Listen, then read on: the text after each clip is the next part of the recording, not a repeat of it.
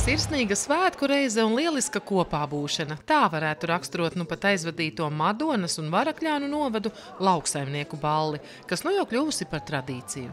Katru gadu mums ir cita tēma, un šogad mēs izvēlējāmies suminēt jaunos un veiksmīgos lauksaimniekus, tie, kuri ir pārņēmuši saimniecību no vecākiem vai vecvecākiem, vai arī kuri ir uzdrošinājušies un uzsākuši no jauna ienākt lauksaimniecības nozarē un uzsākt savu saimniecību.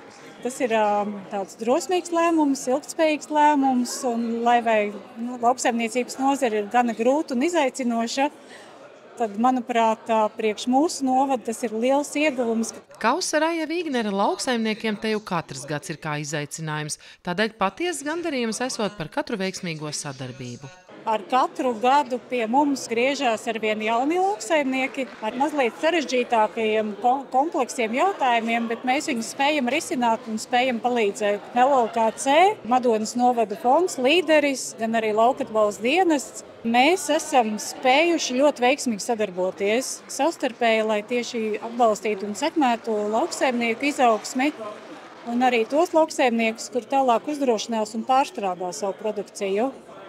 Un viens no tiem – cidoni audzētājs un pārstrādātājs uzņēmums Henome. Mūsu pamatlieta ir audzēt un arī pārstrādāt cidonijas, radot daudz dažādas veselīgas produktus no tām. Un mēs esam ļoti priecīgi, pārsteigti un pagodināti, ka saņēmām arī atzinību šajā pasākumā. Tā ikdiena, cik sūra vai viegla? Noteikti var teikt, ka sūra, laikapstākļi, smags fizisks darbs, smagas cidonijas, daudz jāgriež un jāpārstrādā. Tas nav viegli, bet tur ir arī tas gandarījuma moments, un tādēļ mēs to darām. Latvijas lauki ir dzīvi. Mēs redzējām jaunus cilvēkus, kuri atrod to spēku dzīvot laukos, ieraudzīt to savu iespēju, tieši individuālo iespēju. Saprast, ka viņi nav vieni paši meklēt palīgus šajā jomā, jo palīgi šeit šodien tiešām varēja savus nominantus stāvot priekšā un teikt, lūk, cilvēks, kuru mēs ieraudzījām, varējām viņām palīdzēt tikai tāpēc, ka viņš pats gribēja, pats atnāca un pats teica, es darīšu to. Dāram tādēļ, ka tām patīk mežs, tām patīk aitas, tām patīk kādas gaļas šķirnes. Tas pats, kas man patīk piena šķirnes lielopi.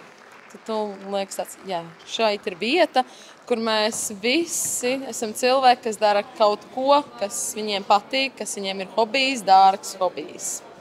Un var redzēt dzirksti acīs, un tad redz tiešām cilvēki, kas dara to, kas viņiem patīk. Lauksaimniecība piesaista, manuprāt, ar tādu nosacītu brīvību. Nav tas darbs pie galda. No rīta 9 sākam, 6 beidzam un viss. Un, laukos tās stundas ir garākas, bet tajā pašā laikā savā veidā viņas ir brīvākas. Es pavisam nesen aizgāju no ofisa darbā.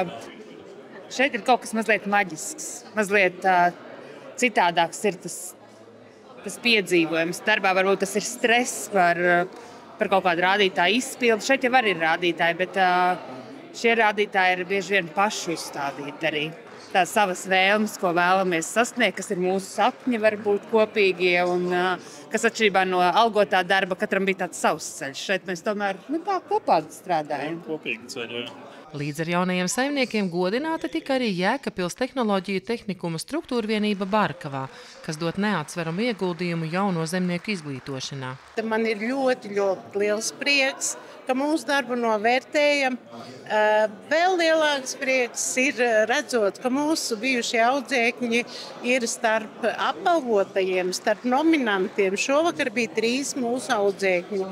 Šāda skola, kāda ir Barkavā, ir nepieciešama, lai var iemācīties tās profesijas, kuras ir novadā apkārtnē nepieciešamas, un lai būtu vietējiem iedzīvotājiem tā profesijas apguve tuvāk pie mājām.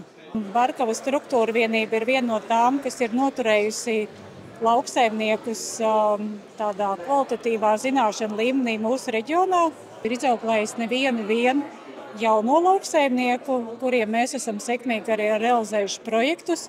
Manuprāt, tas ir tāds liels ieguvums mūsu reģionā. Vēl tikai jāpiebilst, ka neraugoties uz sūro ikdienu, sarunā ar RTV neviens no uzrunātajiem lauksaimniekiem nežēlojās par dzīvi. Vien apliecināja savu mīlestību Latvijas laukiem.